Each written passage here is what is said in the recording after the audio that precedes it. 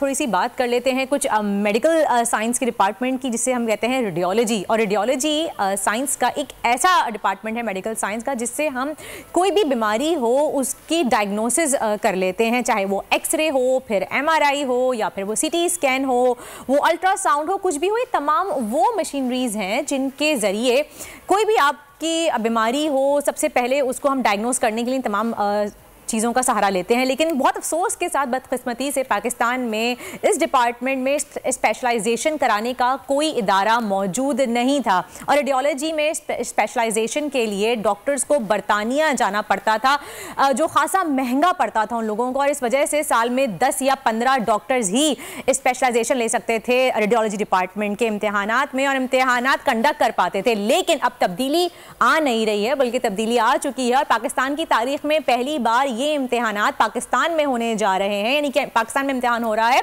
और कराची की सफा यूनिवर्सिटी में 150 के करीब डॉक्टर, जिन्हें हम fellow of royal college of radiologist के इम्तिहान हम कह सकते हैं, वो देंगे। और कामयाबी का पूरा क्रेडिट जाता है डॉक्टर नफीस को, जो रेडियोलॉजी सोसाइटी ऑफ पाकिस्तान के साबिक सदर हैं। और इन्हीं की कोशिशों का ये नतीजा है जो आज हम देख रहे हैं कि ये काम मुमकिन हो पाया है। और डॉक्टर नफीस आज हमारे साथ मौजूद भी हैं स्टूडियो में, उनको वेलकम कहेंगे। डॉक्टर नफीस, अस्सलाम वालेकुम और बहुत बहुत शुक्रिया, आपने हमें अपना कीमती वक्त दिया। ये साबिक प्रेसिडेंट है रेडियोलॉजी सोसाइटी ऑफ पाकिस्तान के, कराची जिमखाना के एक्स मेंबर भी हैं मैनेजिंग कमेटी के, और लाइब्रेरी के इंतजामात को भी देखते हैं। और बहुत बहुत शुक्रिया सर आपका, आपने हमें अपना वक्त दिया। जी वालेकुम अस्सलाम। अस्सलाम वालेकुम नाज़रीन। पहले तो मैं आपको दुरुस्त कर दूँ, पाकिस्तान में जिस तरह और मुख्तलिफ सब्जेक्ट्स हैं उसी तरह रेडियोलॉजी के पोस्ट ग्रेजुएशन बहुत होती है। इसके लिए सबसे बड़ा इदारा college of physicians and surgeon Pakistan है, जहाँ पे FCPS का एग्ज़ाम होता है, जो कि दुनिया के किसी भी जो पोस्ट ग्रेजुएशन है उस इम्तहान के इक्वलेंट है। इसी तरह यूनिवर्सिटी में एग्ज़ाम होता है, MD होता है, DMRD होता है, कॉलेज ऑफ फिजिशियन का एक और एग्ज़ाम होता है, MCPS होता है।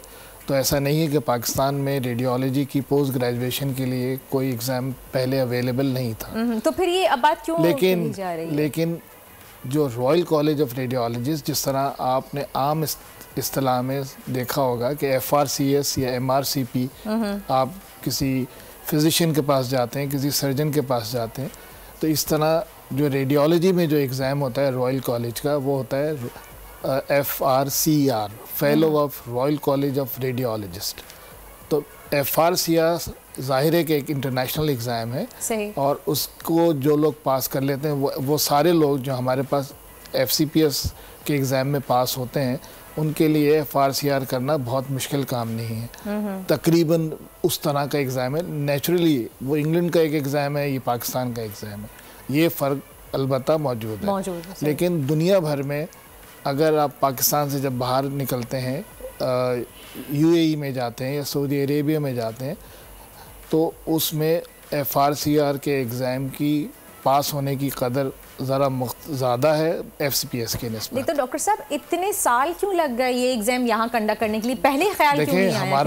हमारा मुल्क जो पाकिस्तान है हमारे लिए बहुत प्यारा है, बहुत खूबसूरत मुल्क है, मगर ये किसी की कोशिश करने की बात होती है। किसी का, जब मैं प्रेसिडेंट बना 2022 में, तो मैं इस बात पे बिलीव करता हूँ कि इतना बड़ा ख्वाब देखा जाए जो आपको सोने ना दे।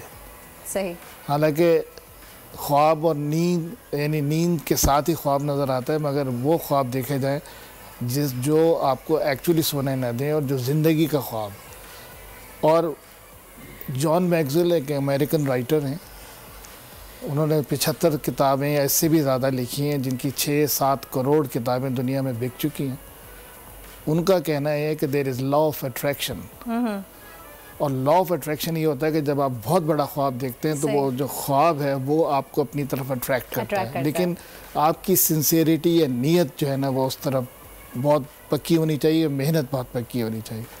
अगर आप उतनी मेहनत नहीं कर सकते और आपकी नीयत में सच्चाई नहीं है, तो आप उस ख्वाब को हासिल नहीं कर सकते। लेकिन अगर ये सोचा जाए कि ये काम कैसे होगा, तो फिर वो ख्वाब की बात ही नहीं हुई। ख्वाब तो होता ही वो है कि जो आपके जहन में ऐसी कैफियत पैदा कर दे कि वो आपको सोने ना दे और आप मेहनत करते जाएं और वो ख्वाब को हासिल करने की कोशिश करें। बिल्कुल, बहुत खूब बात। तो FRCR जो एग्ज़ाम है, fellow of royal college of radiologist, ये इसके लिए हमने ख्वाब देखा था कि ये एग्ज़ाम, क्योंकि पिछले दिनों बहुत हमारे मसाइल ये तो बहुत थे कि आमतौर पे ये जो एग्ज़ाम है वो 30 to 40 ईयर्स के जो लोग हैं, या उम्र की तो कोई कैद नहीं है, लेकिन जो लोग शुरू में FCPS करते हैं उनका ही दिल करता है कि वह FRCR भी करें।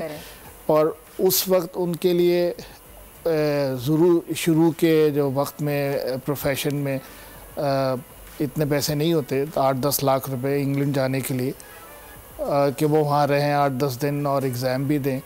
लेकिन उसके अलावा यानी जिनके पास पैसे भी हैं उनको वीज़े के बड़े मसाइल होते हैं ब्रिटिश वीज़ा हासिल करने के लिए। डॉक्टर साहब, आप यहाँ पे थोड़ा सा फ़ायदा उठाना चाहूँगी ताकि हमारे व्यूवर्स को भी पता चल सके। हमारे यहाँ बहुत सारी मिथ्स हैं, या क्या कहा भी जाता है कि आप बार बार MRI CT स्कैन कराएं तो ये आपके लिए बहुत ज़्यादा नुकसानदेह होती हैं, आप नहीं करवाना चाहिए। आप लोग एक्सरे को प्रेफर करते हैं या अल्ट्रासाउंड को प्रेफर करते हैं, लेकिन CT स्कैन और MRI की तरफ नहीं जाते। तो क्या वाकई ये इतनी ज़्यादा हार्मफुल है इनकी रेस? देखिए जी, कोई भी इन्वेस्टिगेशन, चाहे वो ब्लड का टेस्ट हो या इन्वेस्टिगेशन, एक्सरे हो, अल्ट्रासाउंड हो, ये जो भी हो, उसके लिए अपनी मर्ज़ी के बजाय कोशिश करें कि जो डॉक्टर जिनसे वो इलाज करा रहे हैं उनसे वो अगर एडवाइस करते हैं, एक्सरे का एडवाइस करते हैं तो एक्सरे करा लें, अल्ट्रासाउंड का एडवाइस करते हैं तो अल्ट्रासाउंड करा लें, MRI का कहते हैं या CT का कहते हैं तो वो ज़रूर करा लें। लेकिन अपनी तरफ से जो कोशिशें, अपनी मर्ज़ी से अगर आपने कोई इन्वेस्टिगेशन कराई तो ये ज़रूरी नहीं है कि उससे उस तशख़ीस में कोई फ़ायदा हो।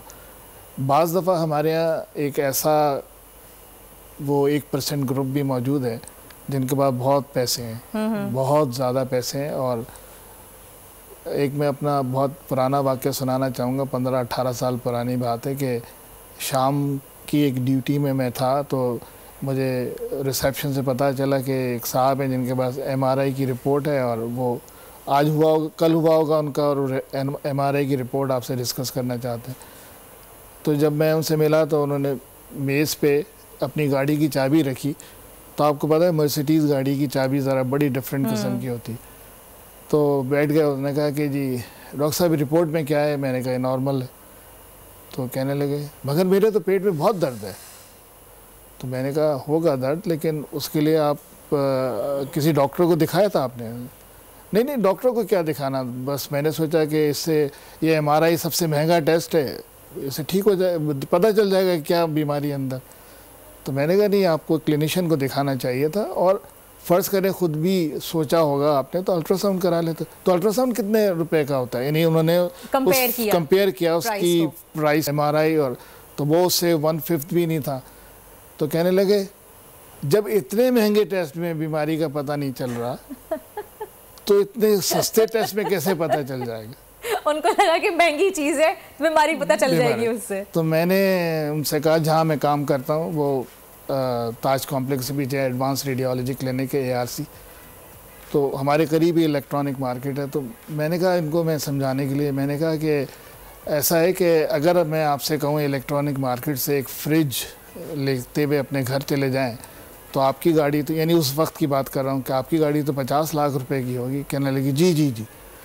तो मैंने कहा वो फ्रिज ले जाने के लिए आपको 50 लाख रुपए की गाड़ी नहीं चाहिए, वो 4 लाख रुपए की सुजुकी पिकअप चाहिए जिसमें आप वो फ्रिज ले जा सकते हैं। तो उनको बात तो फ़ौरन समझ में आ गई और उन्हें झिल्ला के अपनी चाबी उठाई, रिपोर्ट उठाई और ऐसे चले गए बगैर कुछ गुस्से में। ताकि मैंने उनको सिर्फ ये बताने की कोशिश की थी कि कोई भी इन्वेस्टिगेशन कराने से पहले डॉक्टर के मशवरे को ज़रूर सामने, और अपनी इस ख्वाहिश को कि ये फलानी इन्वेस्टिगेशन से मुझे फ़ायदा हो जाएगा या ये नुकसान खुद से सेल्फ मेडिकेशन की तरफ या सेल्फ टेस्ट की तरफ नहीं जाएं। बहुत बहुत शुक्रिया डॉक्टर नफीस साहब हमारे साथ मौजूद थे, थैंक यू सो मच। ये हम लोग बार बार अपने शोज में ही बताते हैं कि बराए मेहरबानी खुदारा सेल्फ मेडिकेशन पे या खुद से डिसीजन ना लें कि कौन सा टेस्ट आपके लिए सही है, डॉक्टर से ज़रूर रुजू कीजिए।